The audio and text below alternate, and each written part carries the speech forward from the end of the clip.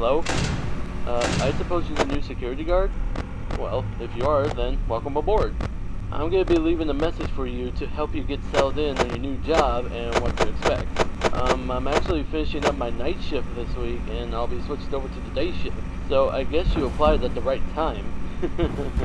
You don't have any idea how much trouble these past few weeks has been for the company.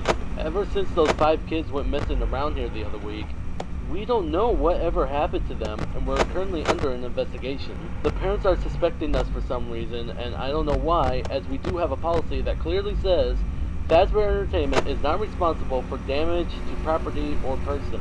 Upon discovery of damage or if death has occurred, a missing persons report will be filed within 90 days or as soon as property and premises have been thoroughly cleaned and bleached and the carpets have been replaced, and all that other stuff. Okay, I'm going on too much about the current state and policies. Let's get back on track. Anyways, as you probably know already, you'll be monitoring the building from 12 a.m. to 6 a.m. to ensure the safety of all property and equipment, as well as keeping an eye on the animatronic characters.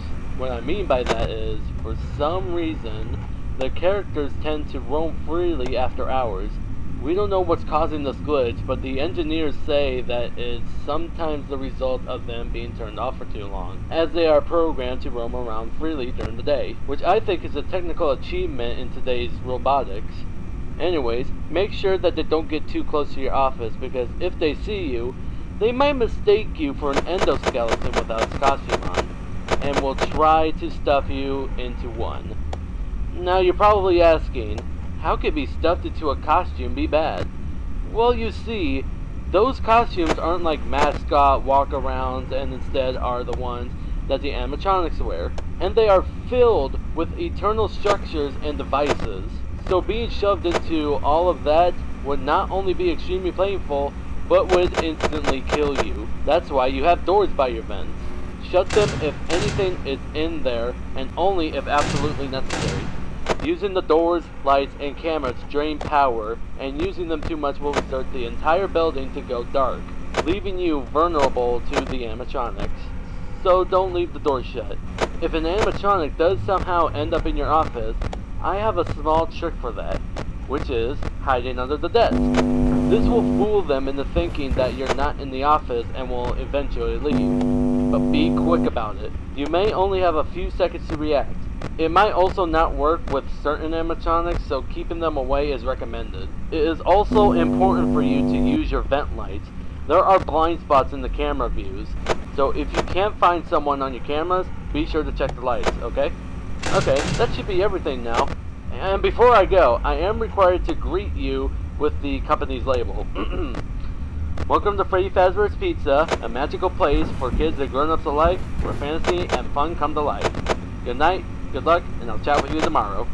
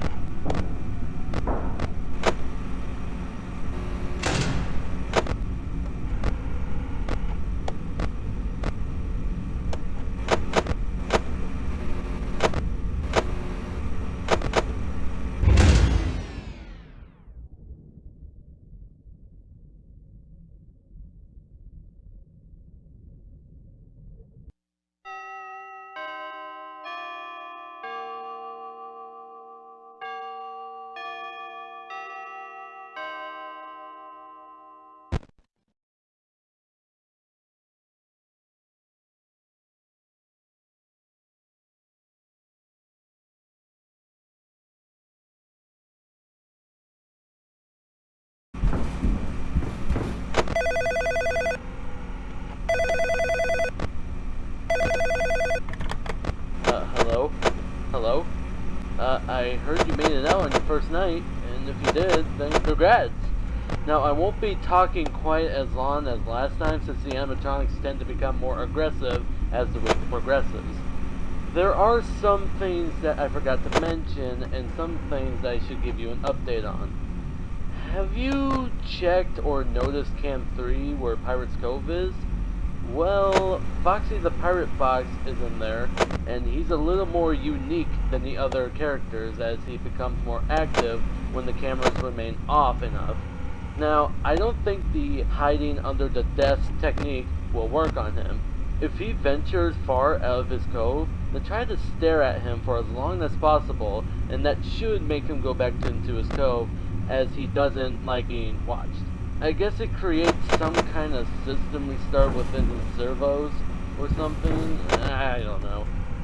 Anyways, I guess by now you've noticed those golden animatronics on their own separate stage in Can 2. Those are from the older restaurants known as Fredbears Family Diner. I'm not gonna go into detail about what happened over there, but it was shut down and the animatronics were sent back here. At first the manager was reluctant to repurchase them, but we were able to convince him to bring back something special. Interestingly, the Spring Bonnie animatronic actually went missing a couple days ago and wasn't found until the week before. We found it lying around in the workroom and we assumed that somebody was in a hurry after their shift and forgot to switch the character back to animatronic mode and return it to the stage. Weird, huh? Anyways, that's all I got for now. Have a good night, and I'll talk to you soon.